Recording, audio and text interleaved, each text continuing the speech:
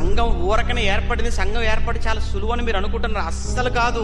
మీరు ఎక్కడికైనా ఒక చోటుకు వెళ్ళిపోయి అక్కడ మీరు సొంతగా అక్కడ మీరు నిలవబడి ఒక సంఘాన్ని ఒక 4-5 కూర్చోబెట్టి అక్కడ వాక్యం చెప్పి అక్కడ మీరు ప్రారంభించండి. ఆ కష్టం ఏంటో మీకు తెలుస్తుంది.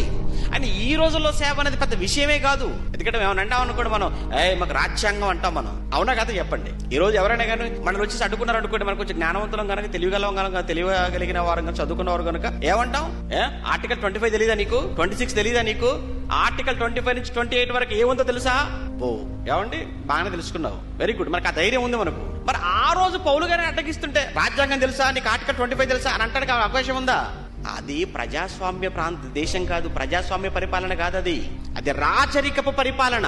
అపోజిషన్ లేదు అక్కడ, అంత కూడా అధికార పక్షం, అంత రాజపక్షమే. అలాంటి పరిస్థితుల్లో సంఘాన్ని నిలబెట్టడం అనేది అంత సులువైన పని కాదు.